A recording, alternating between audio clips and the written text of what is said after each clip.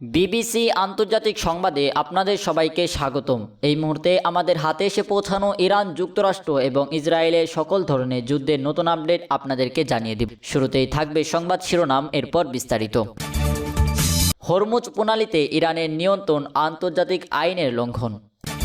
যুক্তরাষ্ট্র ইরান যুদ্ধবিরতির মধ্যেও আমিরাতের ড্রোন হামলা অব্যাহত। হরমুজ প্রণালীতে জাহাজ হামলা, ইরানের ব্যাখ্যা চাইল দক্ষিণ কোরিয়া।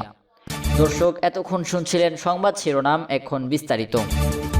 শুরুতেই আপনাদেরকে জানিয়ে দিব হরমুজ প্রণালীতে ইরানের নিয়ন্ত্রণ, আন্তর্জাতিক আইন লঙ্ঘন। কাতারের জর্ডান ইউনিভার্সিটির রাজনীতি বিষয়ের সহযোগী অধ্যাপক পল মাকসেভ আন্তর্জাতিক সংবাদ মাধ্যমকে আল জাজিরাকে দেওয়া এক সাক্ষাৎকারে বর্তমান ভূ রাজনীতির অত্যন্ত স্পর্শকাতর একটি বিষয় তুলে ধরেছেন। তিনি অত্যন্ত স্পষ্টভাবে উল্লেখ করেছেন, কৌশলগতভাবে গুরুত্বপূর্ণ হরমুজ প্রণালীর উপর ইরানের এক স্বচ্ছ নিয়ন্ত্রণ প্রতিষ্ঠা এবং নৌযান চলাচলে বাধা সৃষ্টির প্রচেষ্টা সম্পূর্ণভাবে আন্তর্জাতিক আইনের পরিপন্থী। অধ্যাপক মাসগেভের মতে ইরানের এই ধরনের পদক্ষেপ জাতিসংঘের সমুদ্র আইন বিষয়ক কনভেনশনের নীতিগুলোকে সরাসরি লঙ্ঘন করে। আন্তর্জাতিক এই আইন অনুযায়ী যে কোনো আন্তর্জাতিক নৌপথে সব দেশের বাণিজ্যিক জাহাজ অবাধ ও নিরাপদ যাতায়াতের অধিকার রয়েছে।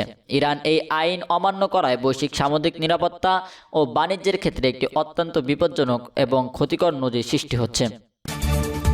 এরপরে আপনাদেরকে জানিয়ে দিব যুক্তরাষ্ট্র ইরান যুদ্ধবিরতির মধ্যেও আমিরাতের ড্রোন হামলা অব্যাহত।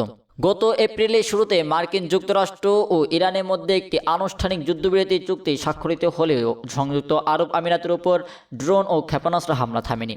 8 এপ্রিল দুই দেশের মধ্যে যুদ্ধবিরতি কার্যকর হওয়ার পর থেকে এখন পর্যন্ত আমিরাতকে লক্ষ্য করে একাধিক ড্রোন হামলা চালানো হয়েছে, যা মধ্যপ্রাচ্যের সামগ্রিক স্থিতিশীলতাকে নতুন করে ঝুঁকির মুখে ফেলছে। চলমান এই সংঘাতের শুরুর দিকে ইরান স্পষ্ট জানিয়েছিল যে সব প্রতিবেশী দেশ মার্কিন সামরিক ঘাঁটি রয়েছে এবং যারা ইসরায়েলি স্বার্থ রক্ষা করছে তাদের লক্ষ্য করে এই হামলা চালানো হচ্ছে। তবে ওই বৈরী পরিস্থিতির মধ্যে সংযুক্ত আরব আমিরাতকে সবচেয়ে বড় ক্ষয়ক্ষতির শিকার হতে হচ্ছে, যার ফলে প্রতিবেশী দুই দেশের মধ্যকার দ্বিপাক্ষিক ও কূটনৈতিক সম্পর্ক চরম অবনতির দিকে ধাবিত হচ্ছে। সর্বশেষ আপনাদেরকে জানিয়ে দেব হরমুজ প্রণালীতে জাহাজে হামলা, ইরানে ব্যাখ্যা চাইল দক্ষিণ কোরিয়া।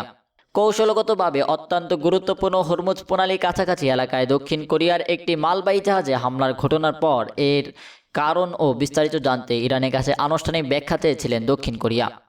দক্ষিণ কোরিয়ার পররাষ্ট্রমন্ত্রী সো হিউন ইরানের পররাষ্ট্রমন্ত্রী আব্বাস আরাগচির সঙ্গে এক জরুরি ফোন আলাপে এই দাবি জানান। আলাপে দক্ষিণ কোরিয়ার পক্ষ থেকে জাহাজটির নিরাপত্তা বিঘ্নিত হওয়ার বিষয়ে গভীর উদ্বেগ প্রকাশ করা হয় এবং ঘটনার সুষ্ঠু তদন্তের আহ্বান জানানো হয়। এর আগে দক্ষিণ কোরিয়ার একজন শীর্ষস্থানীয় সরকারি কর্মকর্তা এই হামলার পেছনে অন্য কারো হাত থাকার সম্ভাবনা নাকচ করে দিয়েছিলেন।